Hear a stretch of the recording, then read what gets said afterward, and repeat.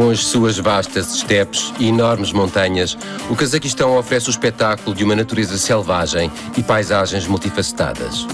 A sua cultura e o seu povo refletem também uma variedade incrível, legado de uma história tumultuosa, desde a Rota da Seda até à antiga União Soviética.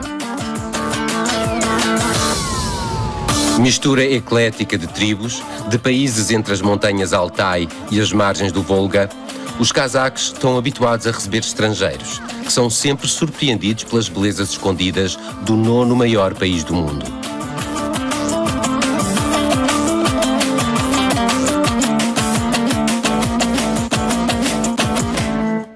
Cazaquistão, placa giratória da Ásia Central. Ainda que os comboios tenham substituído os camelos, as antigas rotas da seda ficaram na memória das gentes. Capital dos cães cazaques, o Turquestão é uma das grandes etapas do sudoeste do país. Na praça da estação reina a estátua de Ablai Khan, figura lendária da história tumultuosa desta região e herói da luta contra os russos e chineses no século XVIII. O bazar continua a ser o centro nevrálgico de todas as trocas comerciais. Era aqui que os comerciantes, oriundos da China, negociavam uma parte da sua preciosa carga com destino à Europa.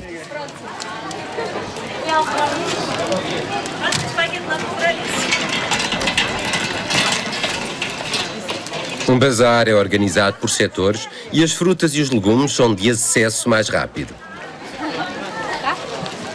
São originários de uma região mais a sul, idealmente irrigada pelas montanhas Talas Alatau, onde o degelo se prolonga até ao verão.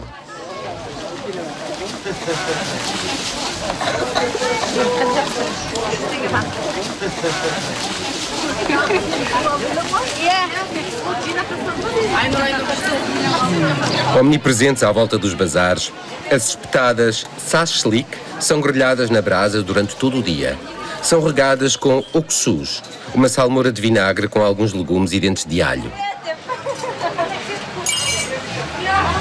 Aproveitamos para degustar o samsa, pães recheados com carne, cozidos nas paredes de um forno.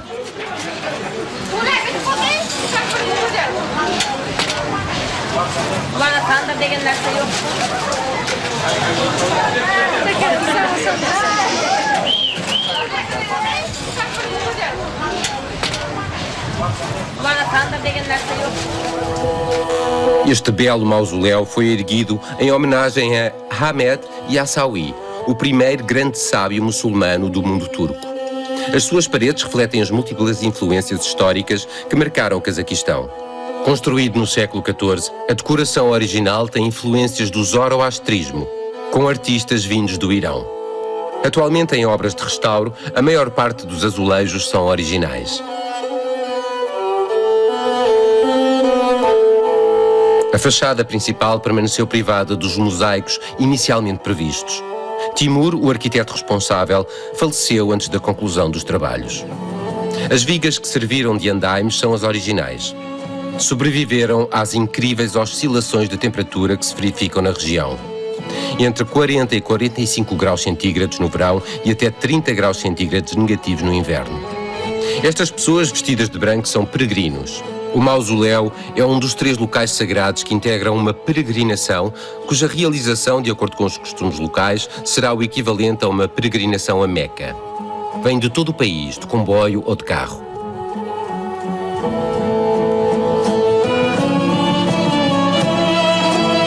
Por trás do mausoléu, encontramos a Juma, a mesquita de Sexta-feira. Está próxima da célula subterrânea, por onde se retirou Yassawi, aos 63 anos de idade, depois de ter fundado a ordem Sufi Yassawi. As caravanas de camelos não desapareceram completamente. Estes animais são usados para diversas tarefas domésticas. O leite de camelo também serve para fazer o chubá, um leite fermentado muito apreciado. No meio da estepe escaldante, no vale de Sir Darya, a cerca de 10 km do Turquestão, encontramos as ruínas de Sauran, uma das principais etapas da Rota da Seda. Bem abastecida com água, a cidade era muito apreciada pelos comerciantes que aqui permaneciam vários dias, especialmente durante o verão. Foi habitada até ao século XVIII.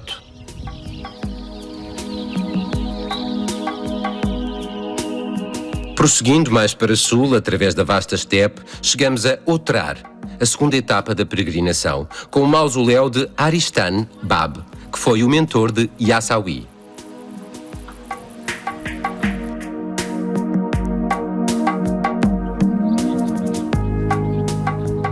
À esquerda, o edifício abriga o túmulo de Aristan Bab, onde os fiéis vêm para orar.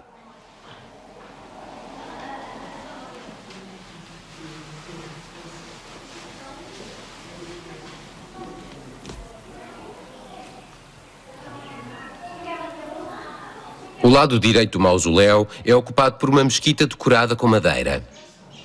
Yassawi era de origem turca. Isso explica o facto de muitos visitantes serem turcos, mas também a contribuição da Turquia para a renovação e manutenção das 3 etapas de peregrinação cazaque.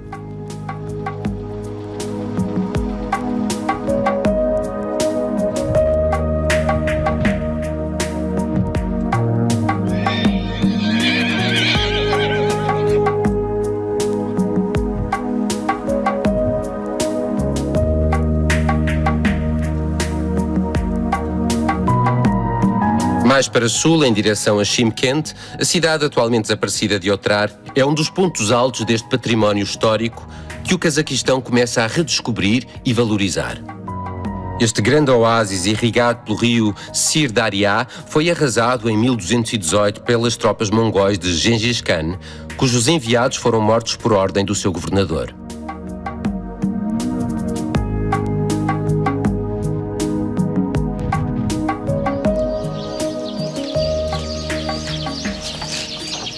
Otrar inspirou Kendibai, um artista que vive nas proximidades de Shymkent, a grande etapa do sul.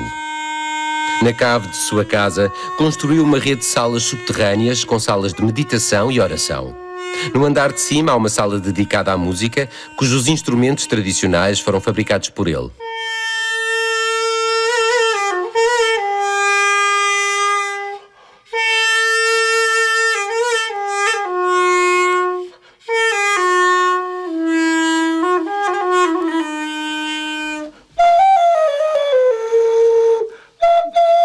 Esta flauta em terracota é uma sacernai, usada pelos pastores.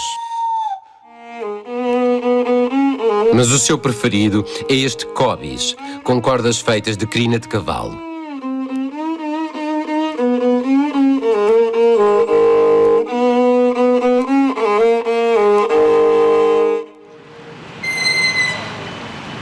Shymkent continua a ser a encruzilhada das rotas do sul. Era uma pequena etapa da Rota da Seda quando foi arrasada pelos mongóis. Mais tarde, foi tomada pelo Kanato de Kokand antes de ser ocupada e completamente reconstruída pelos russos. Atualmente é uma cidade moderna no sopé das montanhas de Talas Alatau.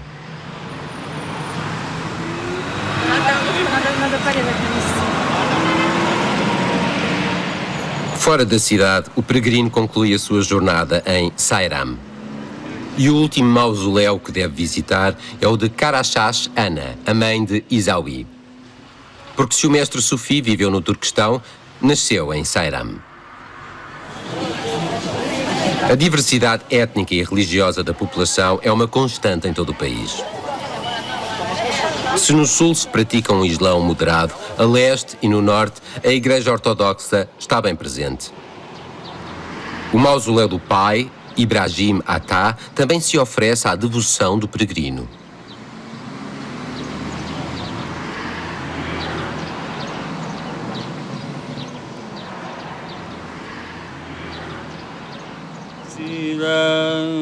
تلك حدود الله فلا تقربوها كذلك يبين الله آياته للناس لعلهم يتقون.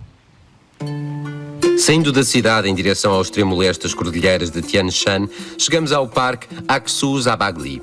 A 1500 metros de altitude, estas aldeias das montanhas aproveitam o verão depois de 6 rigorosos meses de inverno. Em Irzu, o modo de vida continua a ser tradicional e o samovar usado para fazer chá está constantemente aceso no pátio.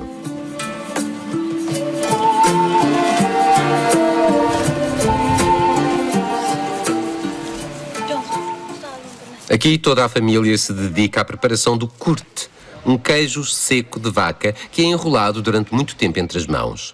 É de transporte fácil e conserva-se durante muito tempo.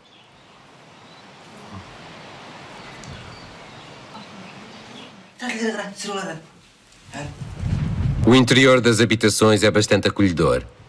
No inverno multiplicam-se as camadas de tapetes e cobertores para se protegerem do frio.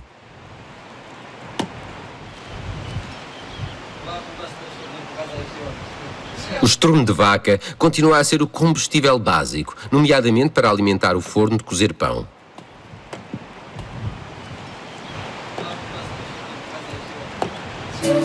O kumis, a bebida tradicional da Ásia Central, é um leite de égua fermentado cujas origens remontam aos tempos antigos, aos confins do Tibete e das províncias tártaras. Durante o período da lactação, a égua deve ser ordenhada a cada 2 horas e a fermentação começa ao fim de 2 horas.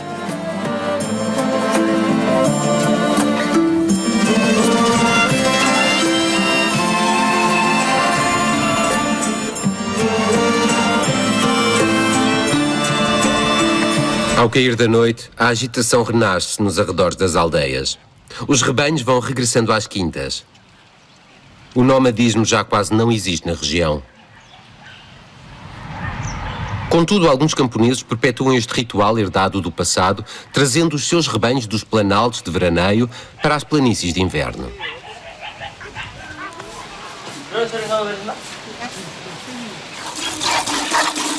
Graças às suas grandes planícies alpinas, ideais para a criação de gado, estas aldeias têm conseguido garantir a sua autonomia alimentar.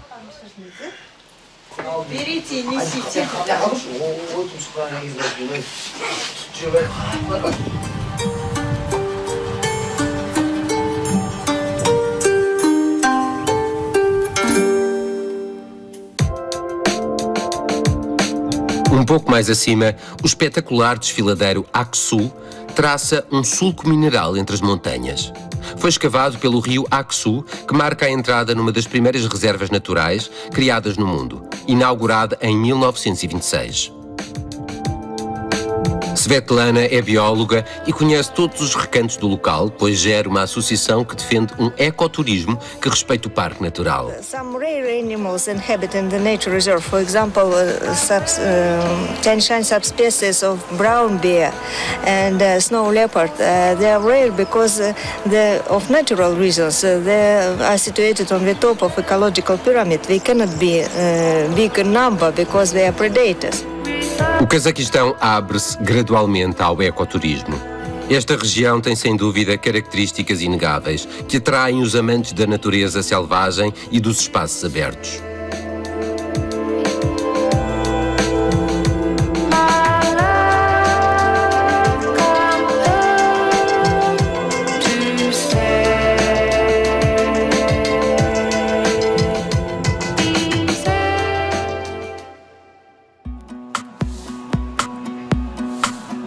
A leste da cordilheira Tian Shan, chegamos a Almaty, a capital económica do país, uma cidade moderna em pleno desenvolvimento. Apenas o nome de alguns centros comerciais recorda que era uma etapa essencial da Rota da Seda.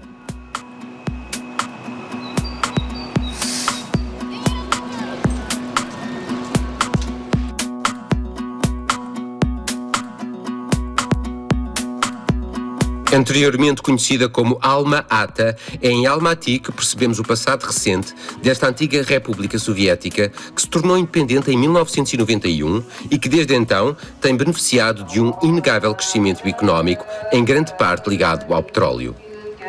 Construída em 1999, a Mesquita Central disputa com a de Pavlodar o título da maior do país. Em mármore branco, tem capacidade para receber 3.000 pessoas. Os cazaques são na sua maioria muçulmanos sunitas. Em cada rosto podemos distinguir tudo o que faz a variedade e riqueza do país. Uma miscelânea cultural sem problemas, tendo os muçulmanos uma dupla origem turca e mongol.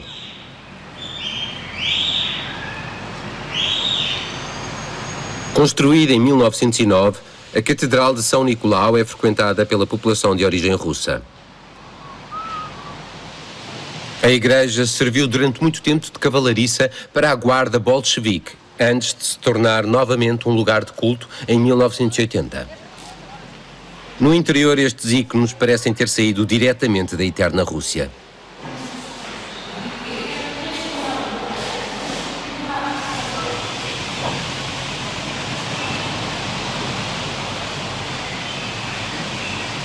Almaty é uma cidade em movimento e em mutação desde que a capital foi transferida para Astana. Continua a ser a placa giratória para todos os países da Ásia Central e particularmente o Quirguistão, que fica a apenas 30 km de distância. Desta forma, no Parque Panfilov, uma chama eterna presta homenagem às vítimas da Guerra Civil que se seguiu à Revolução de 1917 e da Segunda Guerra Mundial. O parque tem igualmente um memorial dedicado à vitória dos 28 soldados da divisão Panfilov, que sozinhos impediram o avanço dos tanques alemães a caminho de Moscovo.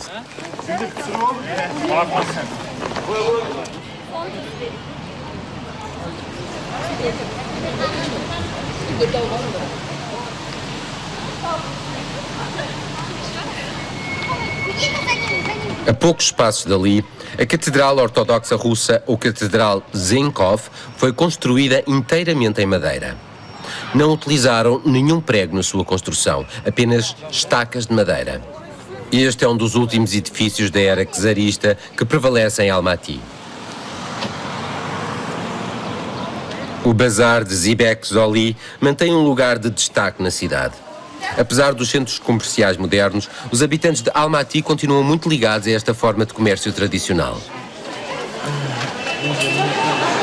As bancas de venda de carne ocupam mais de metade do setor dedicado aos produtos frescos. Cada fila corresponde a uma especialidade e a um tipo de carne.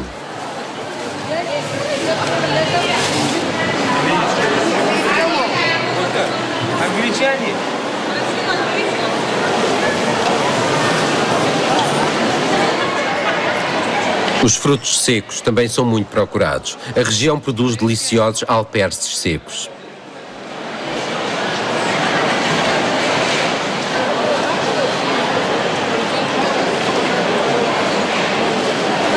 O bazar é um verdadeiro mergulho na Ásia Central, onde se misturam diferentes nacionalidades. É o herdeiro distante do lendário fluxo comercial originário da Rota da Seda.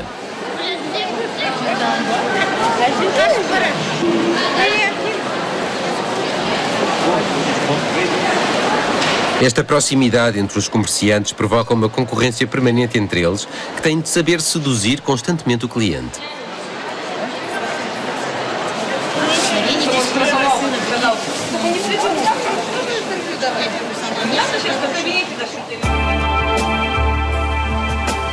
O imponente Museu Nacional abriga várias coleções históricas, incluindo algumas recentemente descobertas.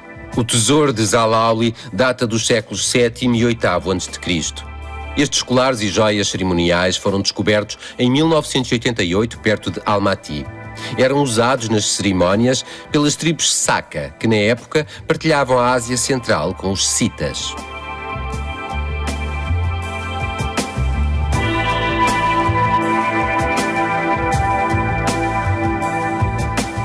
Os artesãos Saka eram especialistas no fabrico intrincado destas joias, muitas vezes ornamentadas com pedras preciosas. O Cazaquistão continua muito ligado à sua história e ao seu património. E se a caça com a águia é cada vez mais rara, contém os principais elementos da cultura do Cazaquistão: o cavalo e a águia. É geralmente praticado no inverno. Depois de se lançar sobre a sua presa, que localizou a várias centenas de metros de altitude, a águia é capaz de a imobilizar com as garras, seja uma raposa ou mesmo um lobo.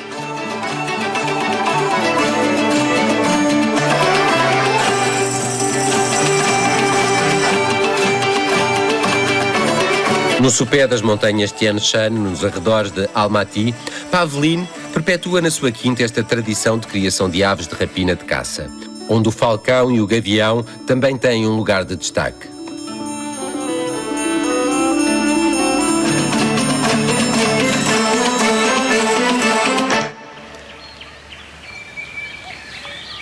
Tian Shan é um sistema de cordilheiras montanhosas que se estende por mais de 3.000 km na Ásia Central.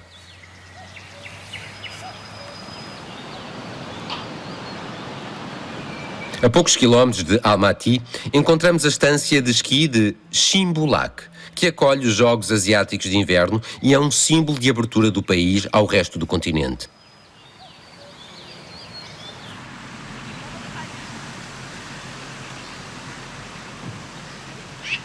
Uma autêntica barreira natural, Tian Shan ocupa todo o sul do país e domina o lago Kap Chagai, que nos leva até ao Parque Nacional Altin Emel.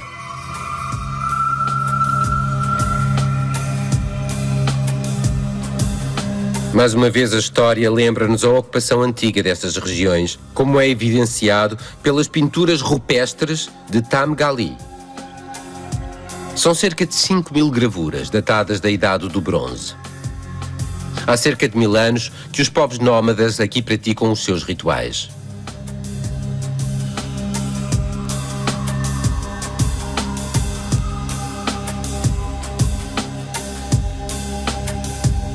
Mais a leste, os túmulos de Saki trazem-nos de volta a tempos mais recentes, quando a rainha Tomiris expulsou Ciro, o rei dos persas, em 350 a.C.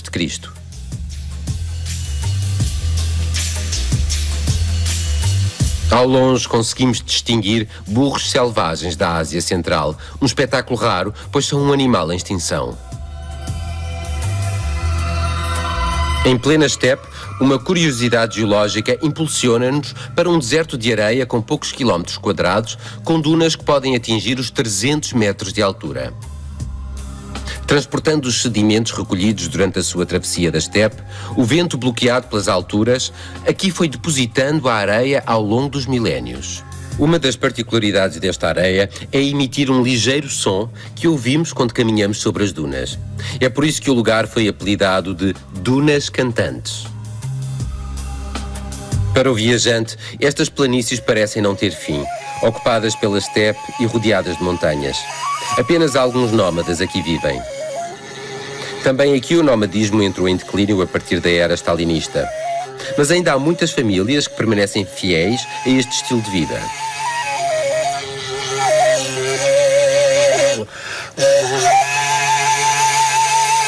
Só os avós é que ainda vivem neste yurt. Os filhos e os netos têm agora uma casa na aldeia. O avô é pastor no vale. Passa o dia a cavalo a guardar o seu rebanho de cabras.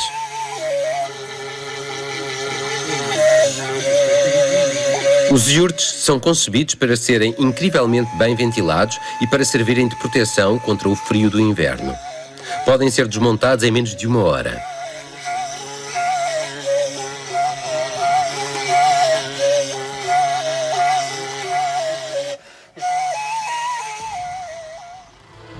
A estepe parece um local monótono, mas pode reservar algumas surpresas, como estas montanhas vermelhas e brancas que de repente surgem no horizonte. Este pequeno maciço, chamado Aktau, terá 400 milhões de anos e tem 30 km de extensão. Os cientistas encontraram aqui fósseis de rinoceronte.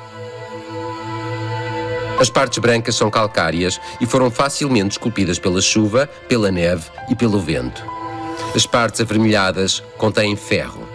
Esta paleta de cores é criada pelo fenómeno da oxidação.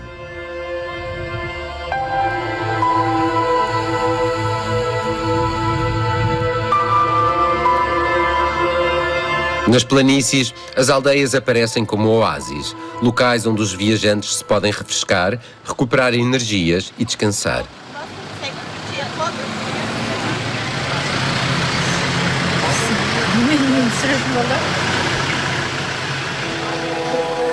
Retomando a nossa viagem mais para sul, uma outra curiosidade geológica oferece uma paisagem surpreendente. Proveniente do maciço de Tian Shan, o rio Sharin esculpiu um desfiladeiro com 150 a 300 metros de profundidade, mesmo no meio da estepe. A erosão foi moldando na rocha argilosa todos os tipos de formações estranhas e coloridas, especialmente numa parte batizada de Vale dos Castelos.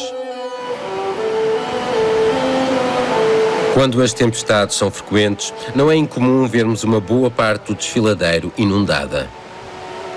Por agora, esta rocha avermelhada fornece um contraste surpreendente com os longos trechos de estepe, e o rio Sharin corre tranquilamente no seu leito.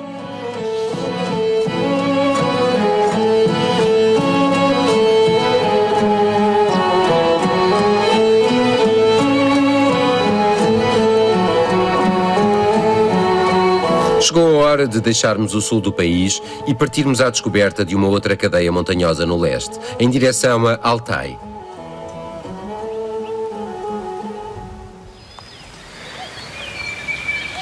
O rio Irtish traz alguma frescura a Osh-Kemen, a principal cidade da região. O calor é sufocante. Estão mais de 37 graus centígrados, quando há poucas semanas o inverno baixou as temperaturas para 35 ou mesmo a 40 graus negativos. Este local é uma antiga zona estratégica da ex-União Soviética. Foi também um centro mineiro e metalúrgico de primeira linha. A influência russa é notória na arquitetura e nos espaços da cidade. A praça municipal parece desproporcional sob o olhar de um dos heróis da nação, Abay Kunabayev. Educado na cultura russa e cazaque, deu um enorme contributo para a literatura e identidade cazaques. Criada em 1720 com a construção de uma fortaleza russa, a cidade chamava-se Ust-Kamenogorsk. Para além dos seus recursos agrícolas, é uma cidade mineira que atraiu muitos russos e ucranianos que vieram trabalhar nas minas. O Parque Kirov não é apenas um espaço verde no meio desta cidade bastante industrial. É aqui que encontramos as casas mais antigas de Osh-Kemen. Seja o antigo teatro cuidadosamente restaurado ou as obras de arte espalhadas pelo meio de velhas máquinas agrícolas, sentimos a essência dos tempos antigos e o tempo parece ter parado.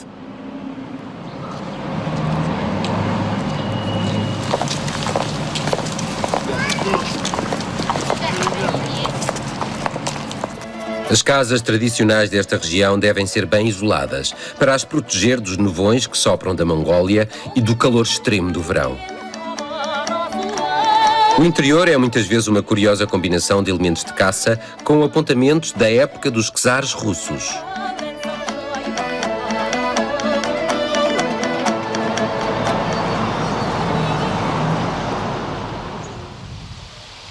Às portas da cidade, os primeiros relevos de Altai são enormes reservas naturais que a primavera coloca em destaque. Os pavilhões de caça alternam com algumas quintas, mas a impressão geral é que o homem está pouco presente. Um facto confirmado pelos números. Para um país 6 vezes maior do que a França, mas povoado por apenas 16 milhões de pessoas. Na aldeia de Bistrua, esperamos com impaciência a frescura da noite.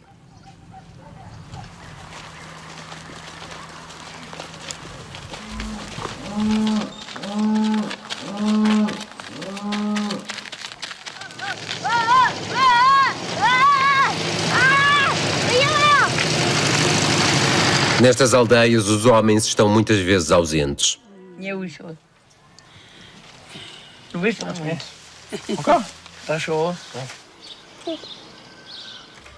Esta idosa passou toda a sua vida nesta casa de madeira, atravessando a história sem que nada tenha realmente mudado no seu cotidiano. A sua horta está impecável. É lá que passa longas horas todos os dias.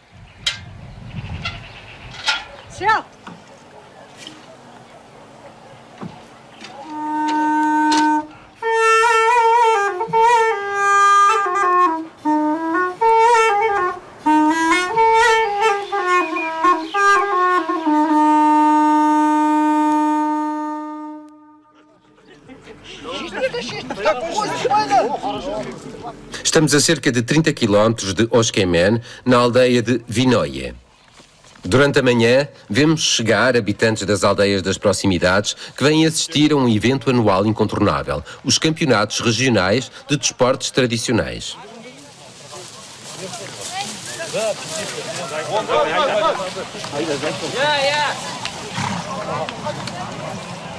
Se o cavalo é parte integrante da cultura cazaque, nestas montanhas e vales é um modo de vida.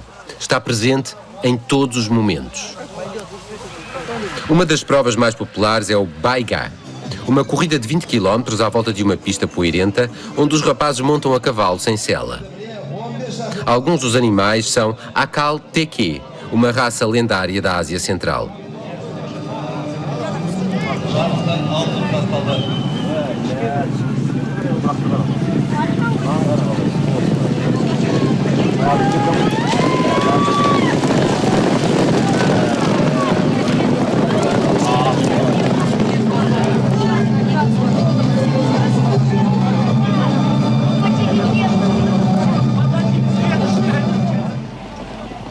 tensão é bem perceptível nas arquibancadas.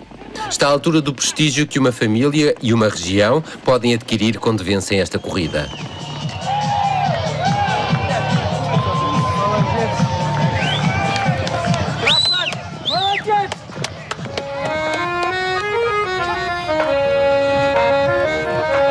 Os mais jovens têm de esperar até terem a idade mínima permitida. Enquanto esperam, treinam o Kumis Alu, uma prova de hipismo que consiste em apanhar o mais rapidamente possível os lenços espalhados pela pista.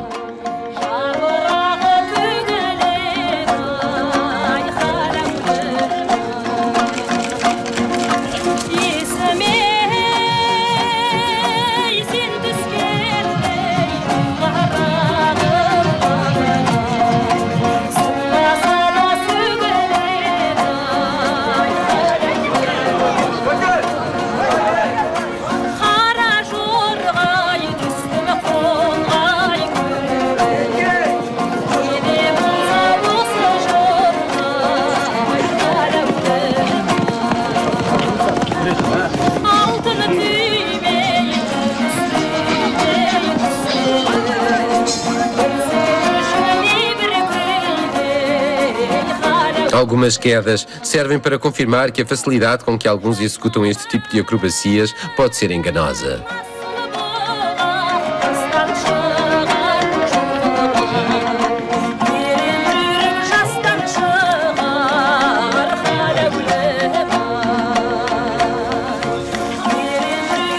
Também muito apreciada, a Kiz Kuhu é executada com o traje tradicional. O público gosta particularmente quando as mulheres vencem os homens. A cavaleira deve partir 20 metros à frente do cavaleiro, que a vai tentar alcançar para lhe roubar um beijo. No regresso é o oposto e é o homem que parte primeiro. É um desporto fácil de acompanhar.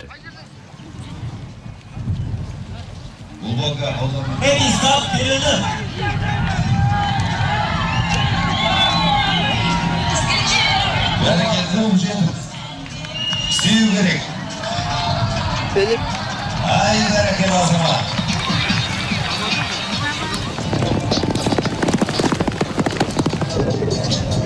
Halide Kunjet'te.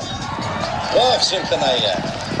Şöyle terpiyetiz. Makova Marina. İli bakalım. Дай ему. Algumas participantes, como Irina, são verdadeiramente formidáveis, formando uma equipa de talento com o cavalo para fazer frente aos homens e conseguir vencê-los.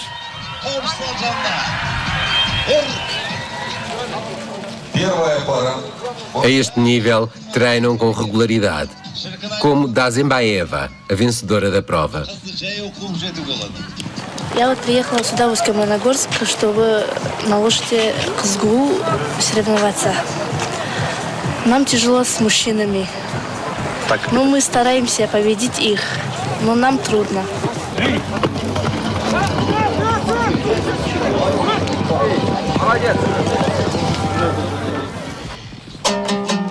Cada vale e cada região ergueram uma tenda na parte de trás da pista de corrida, uma forma de perpetuar as tradições, desafiando a globalização e uma história que se acelera.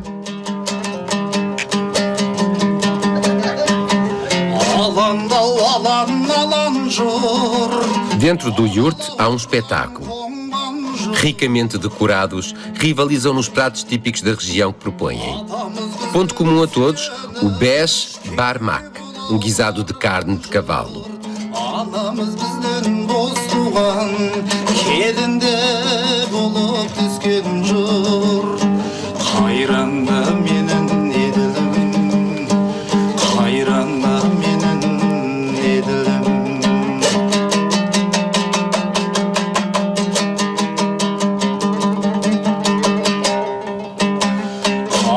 Esta alimentação é geralmente muito nutritiva e adaptada às condições do inverno, quando as temperaturas caem para menos de 30 graus negativos e a neve cobre os vales durante longos meses.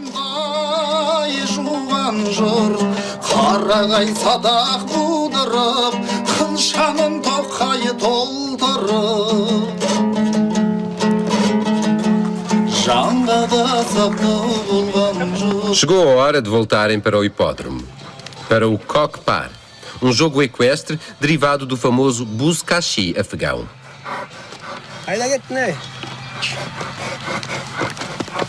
Uma carcaça de cabra faz as vezes de uma bola. O objetivo é marcar um golo atingindo um cilindro de pedra no campo do adversário.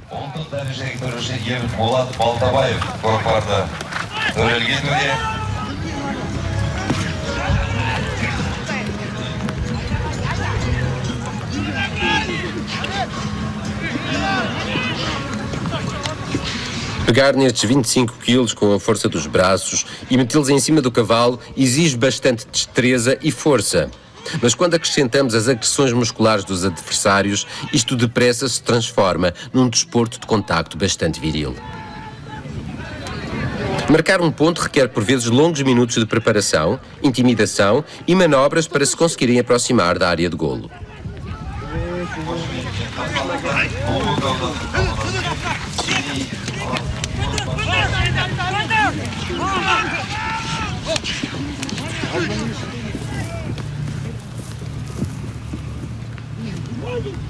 Em última análise, o Kokpar parece mais próximo do rugby do que do polo. E se os seus jogadores são respeitados e admirados, as suas montarias também deveriam ser amplamente felicitadas.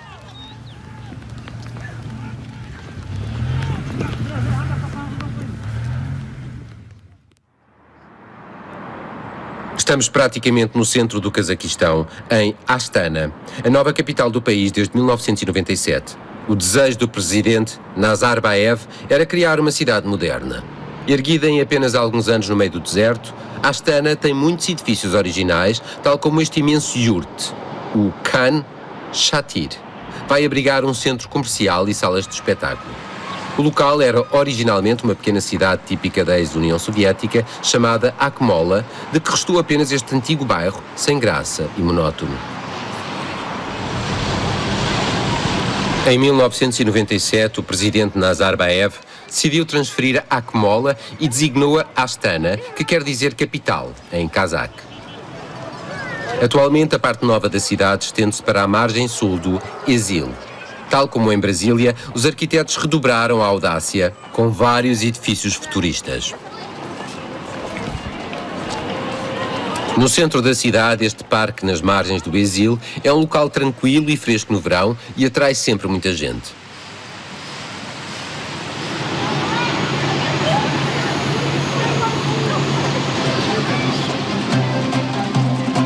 É um dos locais favoritos da Orquestra Nacional para repetirem os seus concertos.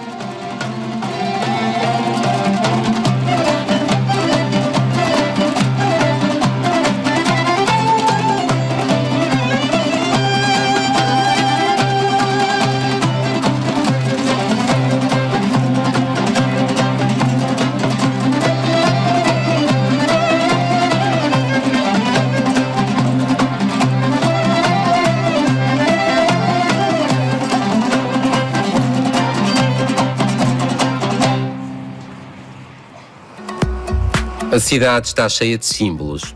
Assim, a torre de Bayterek é um reflexo de uma lenda cazaque, segundo a qual Samruk, um pássaro mítico, pôs um ovo de ouro que continha os segredos do desejo e da felicidade. O novo palácio presidencial é também deveras impressionante.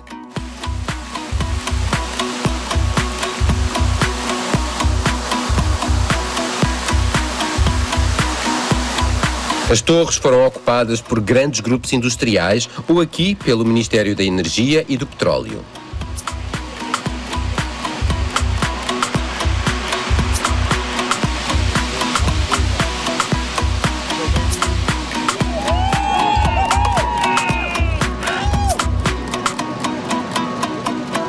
Há pouco tempo invisíveis, estes yuppies são os filhos de um crescimento frenético que se deve ao petróleo.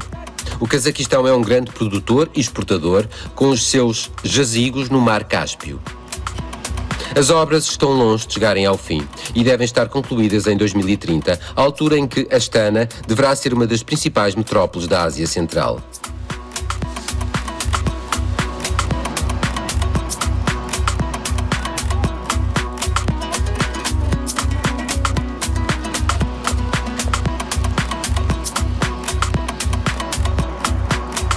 Encontramos com regularidade os símbolos do país, tais como a águia, no cimo deste cetro gigante.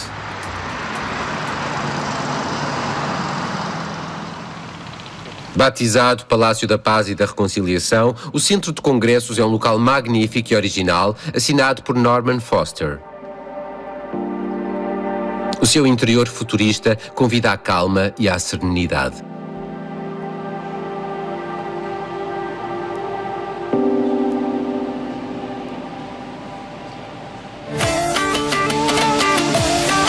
Até mesmo o circo está alojado no edifício original. Se Astana tem atualmente 700 mil habitantes, a recente criação de uma universidade internacional, aliada ao imenso crescimento económico, deverá permitir atingir 1 milhão de habitantes daqui a 10 anos.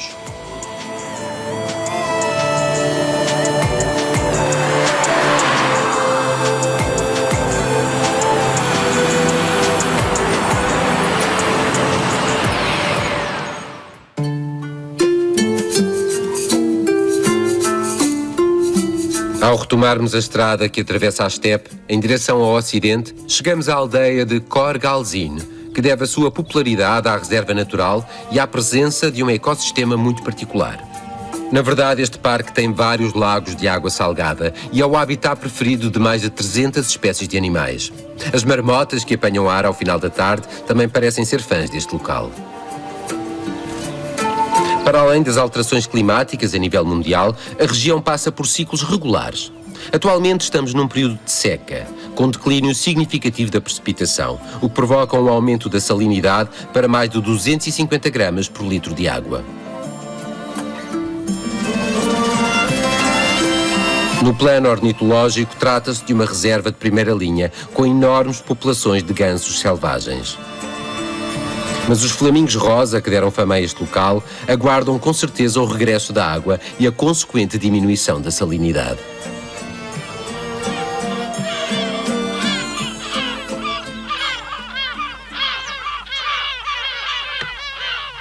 O gru siberiano é uma espécie endémica. Muito protegido, parece apreciar as redondezas de Kor Galzin, um dos raros locais no Cazaquistão onde pode ser encontrado.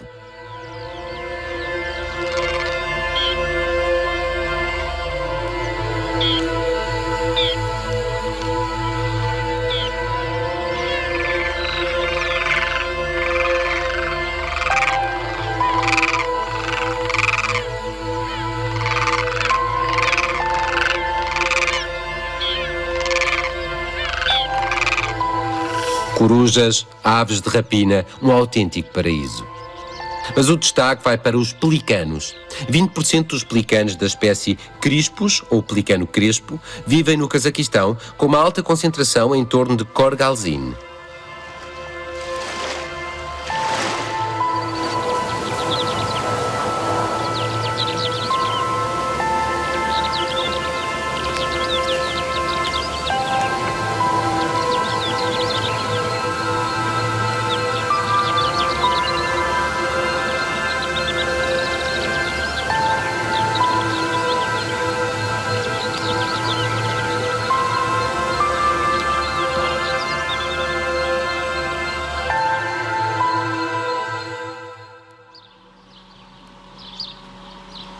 Na aldeia, Bibi Nur dirige uma pequena pousada. Está a cozinhar 2 pratos típicos no fogo. Em primeiro, estas roscas de pão, ou borsak, frito em óleo.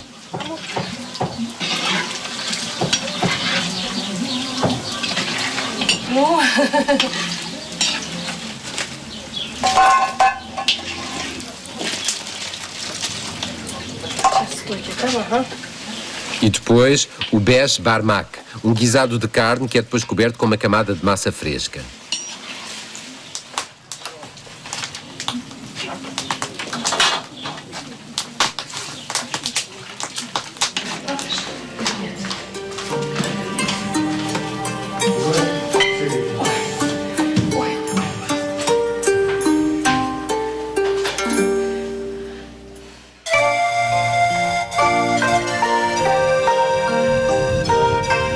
É cada vez mais raro encontrarmos cavalos cazaques em estado selvagem. Os animais que encontramos na estepe, aqui em Korgalzin, são considerados semi-selvagens.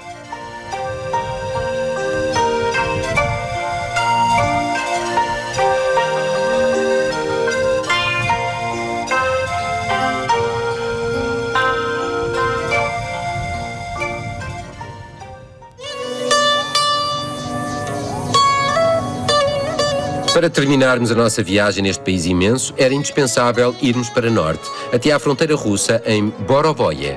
Apelidada de Suíça do Cazaquistão, Borovoye é composta por uma série de lagos.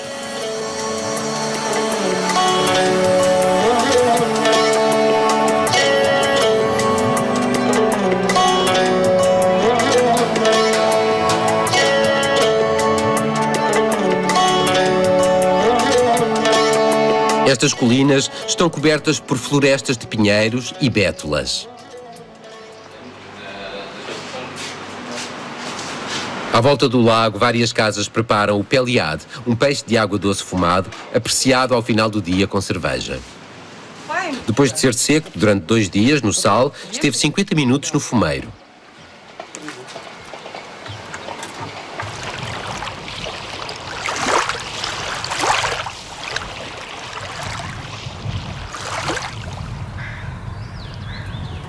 A maior parte dos lagos situam-se no território do Parque Nacional de Burabay.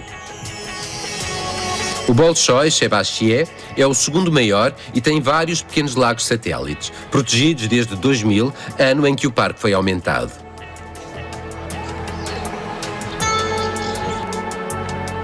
O que torna Borovoye tão popular são as imensas florestas de pinheiros, num país onde a estepe cobre a maior parte do território. Esta região surge como um refúgio de paz e frescura. Uma outra comparação que podemos fazer com a Suíça é a presença de numerosas quintas com casas de madeira. Na aldeia de Vorobievka, para além da criação de ovelhas e vacas, cultivam-se frutas e legumes durante o verão. No inverno, a neve cobre a maior parte da região.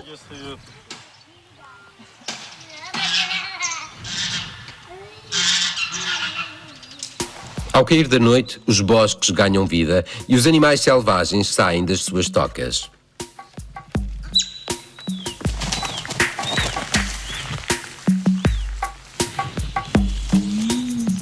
Em princípio, a perdiz não tem nada a temer. A reserva é protegida, ainda que alguns caçadores furtivos tentem tirar proveito das riquezas da floresta. As corças e as gazelas são corpulentas. Estão a perder a sua pelagem de inverno.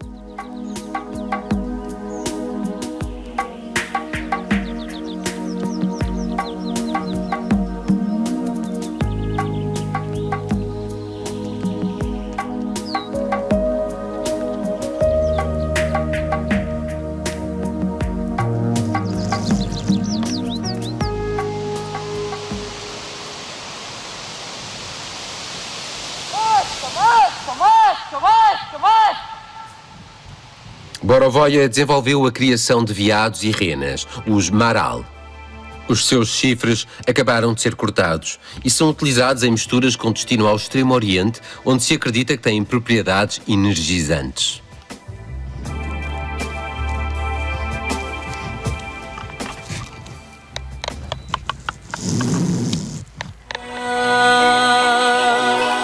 Estes contrastes, estes extremos, no que a natureza tem por vezes de mais selvagem, fazem o rosto do Cazaquistão ponto de encontro de povos e civilizações no coração da Ásia Central.